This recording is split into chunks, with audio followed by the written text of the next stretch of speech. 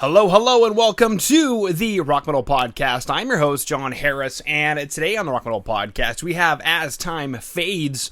They have a new EP called Trustfall, which was released on July 16th. Right now, I'm being joined by the important members of the band, Danny, Schuyler, Toby, to share some more information about what this release has got going on, why they're invisible, where the Marionette's coming from, but how the boys are making headway as time fades. So... Brilliant. I fucking love it.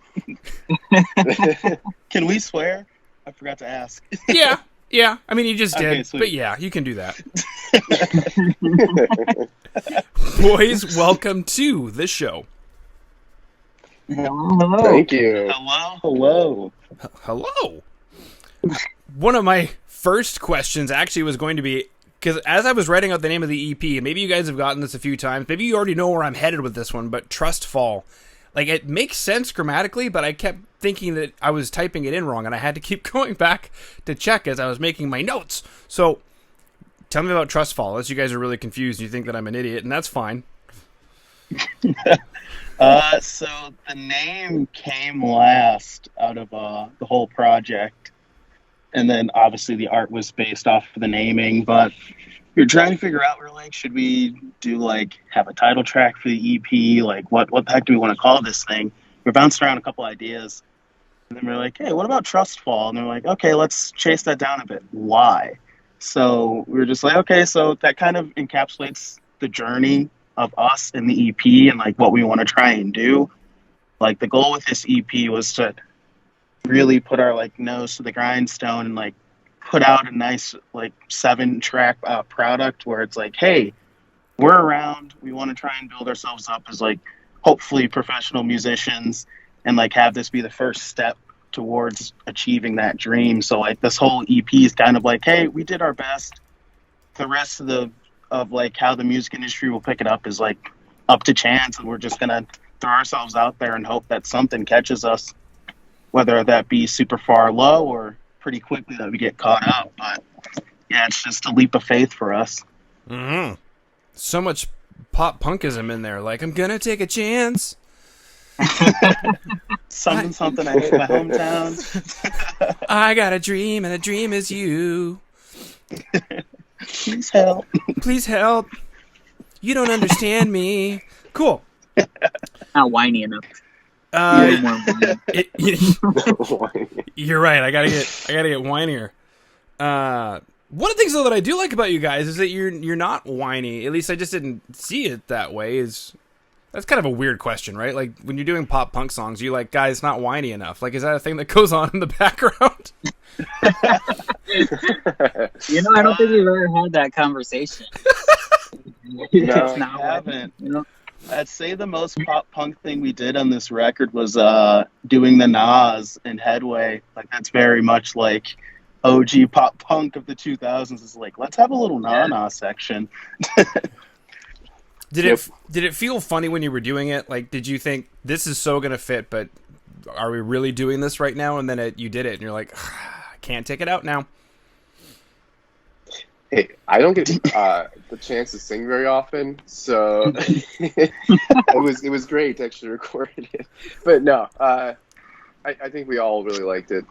Just the idea of it. I don't remember exactly when we decided to do it, but yeah, I know I like it because I can sing. You can sing. No, I'm a drummer. There's a reason why I'm a drummer. Do you do it live? Like, do you just holler out behind the cymbals? Like, you guys can hear me, right? That's maybe we should actually do that live. I'll Get you a mic? Yeah. That's dangerous. You do it. Don't you do it? You do it during rehearsal, don't you? Sometimes. Yeah, because Toby's got a mic during our rehearsals, so he can chime in and speak directly into our souls. Mm-hmm. Mm-hmm. Beautiful. Well, you guys had a dream to be professional musicians, and I mean, that's part of it, baby. Doing all the backing vocals, the whole band coming up to the mic, even sharing a mic. Ooh. Yo. Oh, I miss it. I know, I'm bringing up things of the past, things that bands haven't done for almost 2 years now. Yeah, we Yeah. passed 565 days without a show, like last week. Wow. It hurts. It was depressing when you said it that way. When I said it, like, it was 2 years. Whatever, 2 years. Yeah. But you're like 565 days. Like, not that I'm keeping count, but Not that I have crosses and X's on my wall. yeah. Sweet. The funny thing you mentioned there was the first vibe I got from you guys, because obviously you've hired a PR guy, you've got top quality music videos, you have professionally recorded tracks, they sound great, the music is good. The only thing you're welcome. The only thing I thought was weird was it's like, what, a 7-track EP? I'm like, at what point does it become an album? Track number 8? I don't know. It's true. So for me, like, when we wrote this, I wouldn't consider it an album because we didn't really build necessarily, at least from my viewpoint as one of the writers, is we didn't build like the world that I would expect an album to have. Like, kind of went in and we're like, okay, we got a general direction. It's going to be a cohesive project, but it's not quite an album yet. This is like our practice for an album, and then we add like 2 or 3 more songs and call it at that, or however many we end up doing for a future album. Okay. That's an I don't know how the other guys thought about it. Yeah, that's basically how I think. Usually, to me, an album is like 10 to 12 songs. Mhm. Anything less than that is going to be an EP. But we're saving the words debut album for if we ever get signed. That is just such a powerful marketing tool, I think. It's just saying debut album. Oh, that's true. You only get to say it once, I'm gonna take my chance. We need you to do jingles for us, John. That's why they call me Seriously. Jingle John. Jingle John. Jingle John. Well, I mean, I've also got a ridiculous soft spot for a lot of the equipment that you guys have. Because I'm bringing up the music video, I'm watching it. We got orange amps, Marshall amps, Ampeg stuff.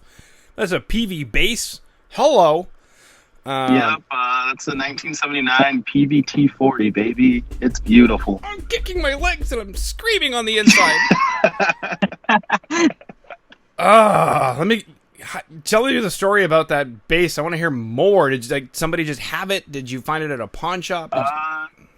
So this was back in 2016, 2017. When the air was starting crisp. to look. Yeah, I was starting to look around for like new instruments. My older brother is super involved in music, and he's like, "Hey, think about going vintage and not buying new." And I was like, "Okay." So like I started researching, and like I found on an old talk bass forum, they're like Peavey T-40s. They weigh too much, but they're fantastic tone machines. Like you can mimic a whole bunch of classic sounding basses out of it. And I was like, sick. Let me try and find these, see some video playthroughs, see what I can find. And like after like a couple months of researching, I was like, okay, I'm gonna pull the trigger, and I found one on Reverb for like $750, and then plus shipping. And I was like, sick. And I got it in my hands like within the next month, and I've been in love with that thing ever since. It's wonderful. Tone for days. I bet. And it looks like finger style. Is that what you're doing? So I play pick. Everything's recorded using a pick, just because getting that pick attack and like that ring out that you're looking for, like on the bass, is just perfect. But live, I switch between finger and picking. I want to get a compressor pedal to make the finger match a little more to the picking sound, and then just flip flop between the songs. Strings? What we doing on strings? Pro Steels? No, Diodario medium gauge balanced tensions. I think the E string's like at 0.120 or something. Super thick, super tight, super punchy. The way it ought to be. Yeah, exactly. You hit a note and girls just start dancing and spending money at the merch booth. Yeah, the goal is to make them dance with the bass. And like, hey, everyone, come buy merch, please. Everybody. Get free candy from us. Free candy. You can trust a band with free candy.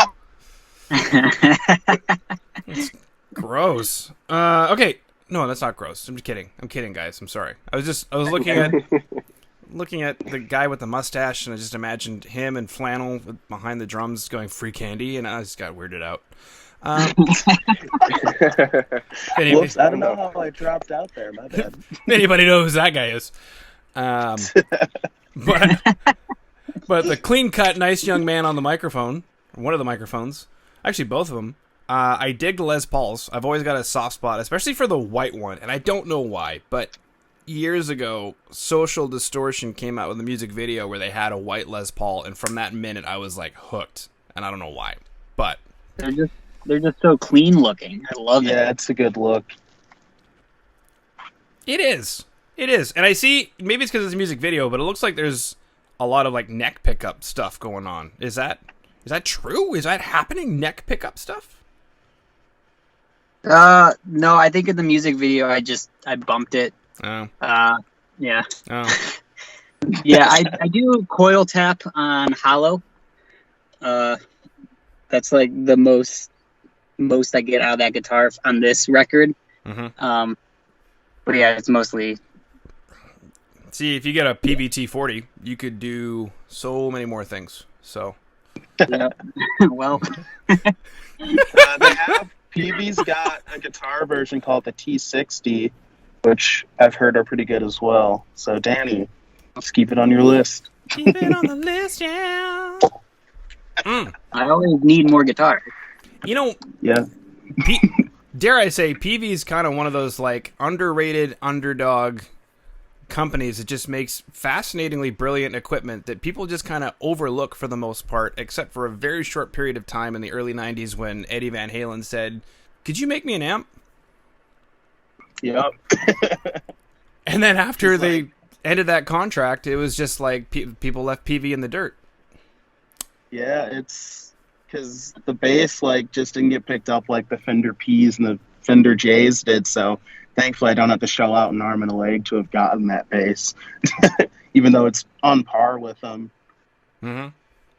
Yeah, beautiful. Okay, and then I actually started this whole thing talking about you guys being professional and how I didn't see you guys as not being professional. So I mean, I guess that leads to a really good question of, you know, dream to be a professional musician. You guys are doing all the things. I guess, is it surprising to you that really the difference between a professional musician and a not professional musician is just finding your ducks, getting them in a row, and then just shooting them down, you know, like 1, 2, 3, 4, 5, just in a row? Like, you got the artwork, you got the music video, it's all professional. You went into the studio, I'm assuming. You got the recordings done professionally. You got it mixed and mastered professionally. I'm assuming it sounds like it. Yep. As opposed to being like, fun. we're going to do it ourselves, man. Like, right, 5 years later, you're burned out and you got nothing.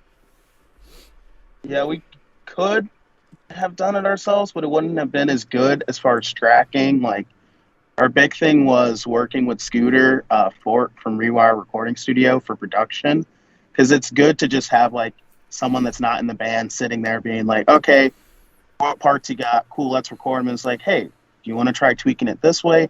Hey, I want you to redo that vocal take. Like, give it a little more oomph.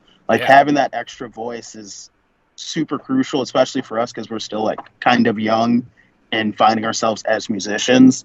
So I think it was good to still be in like the studio and like, hey, can you guide us as we try and make this thing as polished as we possibly can? Yeah.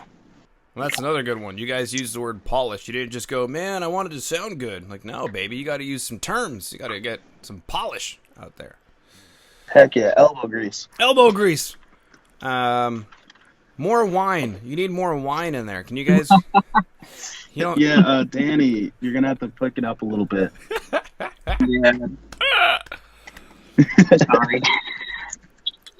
Yeah, more wine, and I need to sound more constipated. Exactly. Oh, jeez. You don't understand me. Exactly. Just trying to zero it. I don't know if you guys can tell like pop punk bands from different regions, but in Canada, any pop punk band from Ontario, for some reason, I don't know, maybe because some band got popular at some point and everybody went, we need to sound like that. But it's almost like I can identify a band from Ontario because they doing this thing. I don't think I've heard that from any of the Canadian bands I follow. I'm trying to think now. And it's all on different levels, too. Like, even, well, Billy Talent comes to mind because I was just listening to them, and my wife was like, are you listening to Billy Talent right now? And I'm like, they're awesome. But I guess because of the way the singer is, it throws a lot of people off. And it threw me off for a long time, too. But I know. Yeah, I don't know Silence. if there's really regional. There's Midwest emo, Uh-oh. I guess. Uh-oh. What other regional genres are there here? Midwest emo. Probably West Coast. Yeah, I was gonna say there's like that West Coast sound, like the Blink 182 type vocalization. Yeah. Then there's, I mean, I guess Chicago pop punk. I've seen that as like a subgenre when scrolling through Spotify. Wow. Although I wouldn't quite call that as big a subgenre as like Midwest emo or like the West Coast inspired type punk stuff. Mm-hmm. Okay. And then we get to the Invisible music video where you guys are like filming yourself, filming a music video. Yeah. Yes, That was super fun. Very messy. It's like a music Super video within messy. a music Yeah. video. Once There's again, layers to it. there's layers, baby. I'm digging the equipment, so I know what the orange amp is. It's a killer, killer beast of an amp, especially for your guys' sound. What's the Marshall we're looking at here? What is that? It looks, is that a valve estate? No, that's just one of the basic solid states MG 150, I think. That's what that one is. Yeah. It's the 150. He couldn't afford anymore. It's okay. Yeah. He uses little orange micro dark live, Oh. the little lunchbox one. Uh-huh. But that doesn't look as good on a music video. No, it Yeah. doesn't. It sounds fantastic, but yeah, It it's does very sound really tiny. good, Yeah. Sweet. All right. Elbow Room. Talk about that. How did we get Elbow Room onto this track? Invisible. I'll let Toby or Danny speak. I feel like I've been dominating. Ooh. Dominate. This is an interesting question to ask me because I don't remember how we actually kept them. I mean, we're friends. We're friends with them, and I think we. I don't remember if we had played a show with them before, but we definitely knew them personally, and just knew that Ben has an amazing voice, and he can just scream so well. I mean, like it took him all of like. What was like 30 seconds probably in the booth to get the his parts tracked, and they just sound so good. But yeah, I don't know if anybody else has anything to add to that because I forget exactly how we knew them before. Yeah, so we wrote the breakdown, like an easy chord breakdown in this song, and we definitely knew we needed some screaming elements in it. But the problem is none of us could scream. Well, we can't scream good. Well, Attractively. We couldn't Attractive scream screamer. at all at that Attractively. time. Like, I can scream now. I'm still working on consistency, but at that point I was like, I can't scream. We need to find someone. yeah. I'm tired of chugging so milk, guys. I'm lactose intolerant. I can't do this anymore. So please, for the love of God. Please, for the love of God. Stop it. I want a whine scream. I want a whiny scream. You didn't whiny or come on. But we were throwing out some bands that we played with at the time. Settle Your Scores was one of them. Mm-hmm. Yeah, Christian was like near the top of our list. But logistically, Ben from Elbow Room he's like right there. He's right next to us. I think Settle Your Scores is down in Yeah, they're in Columbus. Columbus. So they're like 3-4 hours away, while Ben to the studio is probably like a half-hour drive for him. So we ultimately went with him, and then he was able to come up for the music video, and yeah, it's perfect. And then it was perfect. Yeah, like as soon as we heard him do his first take, we were like, yeah, we made the right choice. That would have been awful if you guys were like, huh. It's like, uh-oh. Oh. Well, thanks for coming by. Did you want to let's go get a Starbucks or something and just Ooh. Usher you on out. Yeah, he absolutely crushed it. He did. I dig it. And then the other thing, too, I'm noticing now, well, I noticed it before and I remembered, is the explosive powder on the drums, which is obviously a cool effect, and then you probably couldn't breathe for a few days after that. What is that stuff? Tell us about it. How did it work? Did it get everywhere? Yes. You got one take. Do it right. Yeah, basically. Yep, actually. And I messed it up by color smiling. run powder. Like whatever powder they use, we just found a supplier that was like, hey, we do color run stuff. We're like, cool, give us like 35 pounds of that shit, because we didn't know how much we needed. So we ended up using like maybe 5 pounds of the 30, but it got everywhere, and it was very much like one take, because we only had one black outfit apiece. It was like, we got to get the shot right, or you've kind of ruined the color effect, because you're going to come in already colored in like pink and yellow, and it's like, huh, interesting. So it was like one take per person, and had to get the cup tosses correct. Mm-hmm. Exactly. All the camera angles. It's like a kung fu scene where you don't have a stunt double. Yeah. Cool. All right, boys. We chatted about a couple of music videos, Marionette and Invisible. Those who are listening in, watching the show, in the show notes down below, there will be links to the boys'... It's like a link tree in a way. AsTimeFades.card, CARRD.co. From there, there's links to a bajillion things that the boys have. So don't get analysis paralysis. Just click on the first thing you see. Yes. Whatever that is, the boys know that the first link is the most important link. And yeah, we chatted about Marionette Invisible. We chatted about Peavey T-40 basses. Taking a professional approach to music, taking those chances, building an album versus an EP, which we snuck in there. We chatted about that. Chatted about the new EP, Trustfall, the artwork, which is absolutely fantastic, and now I understand what a Trustfall is. It's like one of those team-building activities. You're doing it with the universe. Exactly. Cool. Yep. The world, please help. The world, please help. Actually, looking at the world, I don't want the world's help. And